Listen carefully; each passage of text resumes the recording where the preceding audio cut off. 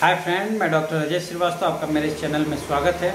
आज हम बात करेंगे पेट अगर आपका बहुत ज़्यादा फूल जाता है, बहुत ज़्यादा कंट्रोल से बाहर हो जाता है, ऐसा लगता है कि बहुत अनइजीनेस होना, सांस फूलने लगता है, तो ऐसे कंडीशंस में आपके पास तुरंत अगर कोई मेडिसिन नहीं है तो आप उसको कैसे कंट्रोल कर सकते हैं। और अगर ये बार बार रिपीट होता है तो बहुत सारे लोगों को ऐसा लगता है कि हार्ट में कोई प्रॉब्लम हो गया, किडनी में कोई प्रॉब्लम हो गई, या ऐसा लगता है कि चेस्ट में, फेफड़े में कोई सूजन हो रहा है या कोई गंभीर बीमारी हो गई है।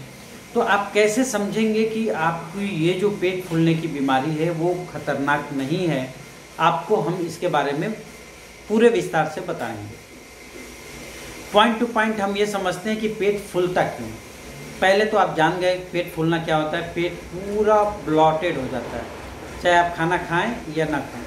अगर आपकी पूरी पेट फूल रही है तो ऐसे कंडीशंस में आपको कुछ बातों को ध्यान देना है, इन बातों को परहेज करना है, इन बातों को हटा देना है अपने लाइफ से।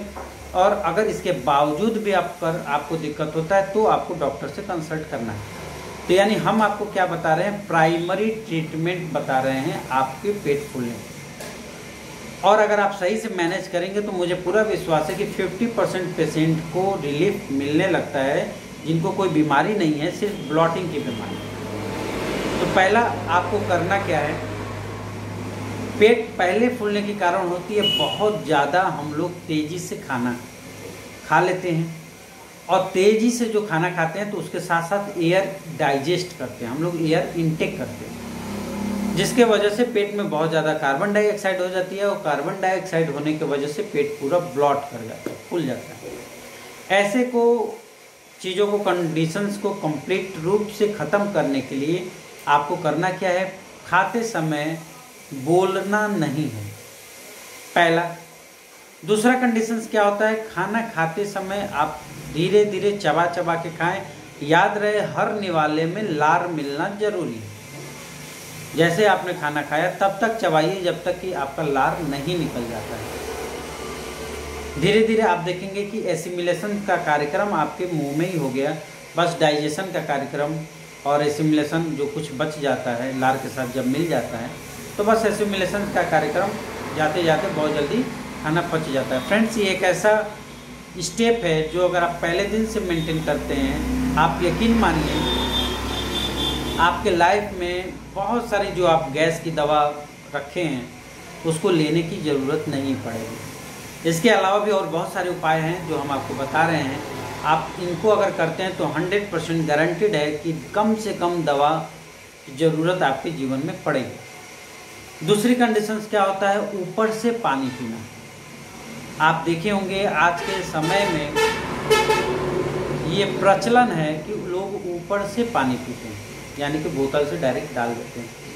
उससे दो नुकसान होता है, पेट में एयर बहुत ज़्यादा जाती है, दूसरा आपकी लीवर फूलने लगती है, लीवर पे बहुत ज़्यादा प्रेशर पड़ता है। तो ऊपर से पानी न पिएं, लीवर को बचाएं और पानी को धीरे धीरे घूंट कर करके पिएं। तीसरा कंडीशन होती है ब्लॉटिंग। जब होता है तो आप ध्यान दीजिएगा, सिर्फ ब्लॉटिंग नहीं होती है, चेस्ट के रीजन्स पे दबाव होने लगती है, ऐसा लगता है कि सांस फूलने लगता है। तो आपको करना क्या है, खाना खाने के बाद कम से कम 100 कदम टहलना है। अगर आप 100 कदम टहलते हैं तो फ्रेंड्स यकीन मानिए आपको अगले नेक्स्ट आने वाले घंटे में ब्लॉटिंग से बहुत जल्दी निजात मिलने वाली है। इसके अलावा बहुत सारे ऐसे पेशेंट हैं जिनको कार्बोनेटेड जंक फूड लेने की आदत है।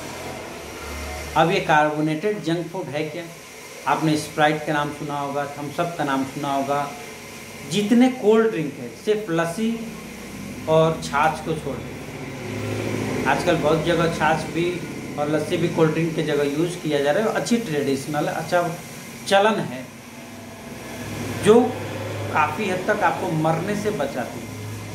गंभीरता यही है, अगर आप कार्बोनेटेड आइटम्स लेते हैं तो मरने के लिए आप तैयार रहिए, क्योंकि आप सुसाइडल टेंडेंसी करने जा रहे हैं, अपने अंदर प्रवृत्ति लाने जा रहे हैं। तो पहला, कार्बोनेटेड जंक फूड को से आपको दूर रहना।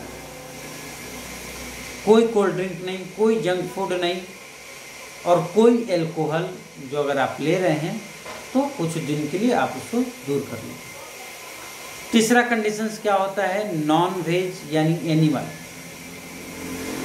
कभी कभी ऐसे बहुत सारे पेशेंट आते हैं जिनको दूध से बहुत एलर्जी होती है, या अगर आप देख रहे हैं कि आप बार बार नॉन वेज मीट मछली खा लेते हैं और अगले दिन आपको इंडाइजेशन, उल्टी होना, डाइजेस्टिव में प्रॉब्लम होना, ऐसा कुछ भी होता है, तो आप समझ जाइए कि आपका जो पाचन क्रिया है वो ये नॉन वेज मीट मछली को पचाने के लिए अब हेल्दी नहीं रह गया। तो करना क्या है, इसका इलाज ये नहीं है कि आप जाके तुरंत दवा ले लीजिए, इनो पी लीजिए, कोई सोडा पी लीजिए, या महंगी से महंगी दवा आप खा लीजिए। यकीन मानिए आपको कोई दवा काम नहीं करने वाली। तो आपको करना क्या है, एनिमल फूड, चाहे वो डेयरी हो, चाहे वो नॉन वेज हो, चाहे मीट हो, चाहे मछली हो, अंडा हो, उसको कुछ दिन के लिए अपने लाइफ से हटा देना। अब आपने एनिमल डेयरी फूड को भी हटा दिया और लग रहा है कि फिर भी गैस बन रहा है, पूरा रिलीफ नहीं हो रहा है, तो अब आपको अपने डाइट पे ध्यान देना है। क्या करना है, सुबह में आपको 1 गिलास गुनगुना पानी पीना है और कम से कम 2 किलोमीटर टहलना है। अगर आप कल से करेंगे तो यकीन मानिए अगले दिन से ही आपको राहत मिलना शुरू हो जाता है।